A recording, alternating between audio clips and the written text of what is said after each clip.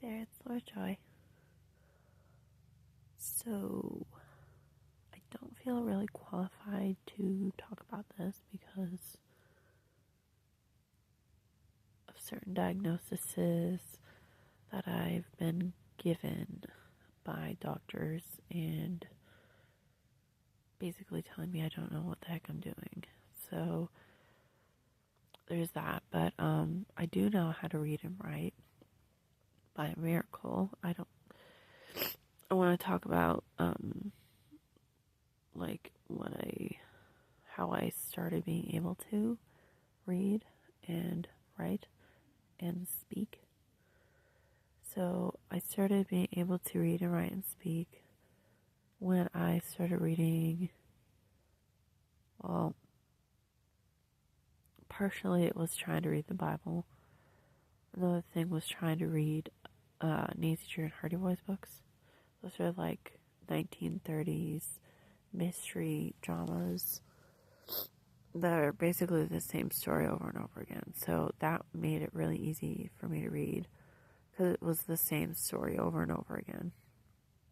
So I could kind of guess the context and what was going to happen, and I knew the word based on the context of the other things. So that helps out with grammar too, just reading. But my mom really sat down with me and she really helped me sound out vowels and consonants, and I went to this educational phonics class when I was really young, and I remember I was learning the word fudge for the DGE syllable consonant thing, the DGE part of the word, and she gave me some fudge afterwards. So I remembered that because she gave me some fudge. So if I got it right, she would give me something for it, and that was really helpful for me. But being able to read was really difficult for me at first. It took me years. It took me like 2 years to get from comprehending that I was supposed to do this thing to actually doing it. And it took me a while to wrap my head around it and actually sit down, look at each individual word, sound it out. And it was by the grace of God that I could be able to put it together in my head eventually. You get kind of like a spurt of energy that helps you make complex thoughts and help them be put together in your mind. It's energy. It's really energy, and it's not, I don't know where this schizophrenic thing came from. That's what they say, I have a schizophrenia, but I don't think they know what they're talking about because they never asked me anything about reading or writing and all that. They just sat down, stared at me, listened to me say a couple things, and then wrote something down on a piece of paper. And apparently I have this thing now. That's the problem. That's the problem with that system. They weren't there when I was learning how to read. But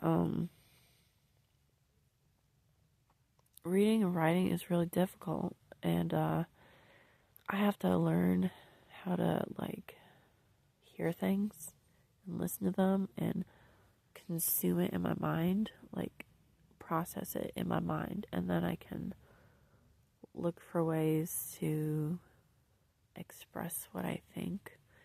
And I think reading and writing is an expression of what we're thinking.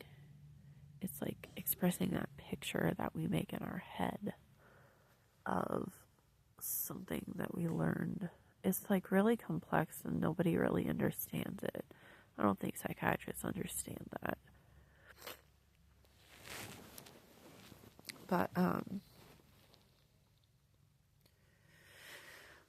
so let's try to think of some word examples, like I think I got A, like a piece of fruit or something. A was pretty easy because everyone said that. And then it took me a while to get that one actually because I was told not to say that too much. Like I heard from somewhere that you weren't supposed to be arrogant and talk about yourself all the time, so I didn't say that word. Because I try to do what's right, you know? Even as a kid, I try to do what's right. And so when somebody tells you not to do something as a kid, you don't do it. And you just stop doing that thing. But was like, see, what I do is I associate one word with another word, kind of like a meme, but like I associate what I hear with another word that means the same thing. I think it's intelligence when kids can do that. But apparently that's schizophrenia too. When you can associate words with other words. So like, but you know what that sounds like. That sounds like the other one, the other word for that. It means the end of something and the beginning of something else. Basically, is what it means. And that's really awkward to think about, but it is what it is. So, and it took me a while to get and as a kid. Not too long, but it did take a long time. Because it's A and D, and then it's like, what is going on with this context? There's just a whole lot of words in the English language that don't make any sense. And once it makes sense to you, it's more of an attitude than a set way of doing things. It's like, this is my attitude, and we exemplify the attitude our parents had. So it's like, my attitude is the words I'm saying. And the words I'm saying came from other people I see and admire. It's like sounds. Sounds are weird. Why would you make a sound? It's just like, people can have attitudes and make no sense at all with what they're saying. They don't have any consonants in their words. And so they just have an attitude, and you can still kind of tell what they're thinking about. So, like, it's based on the context. So, you, like, somebody's mad, and they go up to you, and they're like, blah, blah, blah, blah, and you're like, stop, I know what you're thinking, go away. Or something like that. You could understand that based on the context.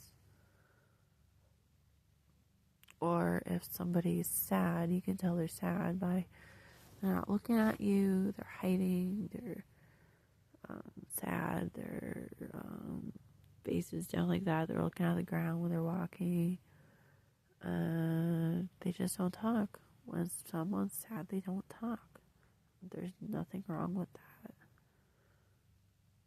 You can, not talking for too long is a problem, but not talking for a short amount of time because you're sad is just fine. So that's just my take on teaching, because that's my experience growing up learning. One more thing. I gotta think of one more thing. Things have to be hands-on and physical for us to understand what something is half the time. Sometimes you can get something just by the word, but that's after you've built those foundational blocks of I see this, so I believe this. It has to have a foundation in reality. Otherwise, you don't know if what you're saying is true. That's what I think. So like, we can learn concepts, but how do you know it's true unless it has concrete evidence of that thing working? Now, the only time it doesn't have to be concrete is if it has to do with our minds, how it affects other people's minds. So you don't have to like okay, if you're saying my pillow's flat, well, that's because I either looked at it or went over and I felt it and I saw that it was flat.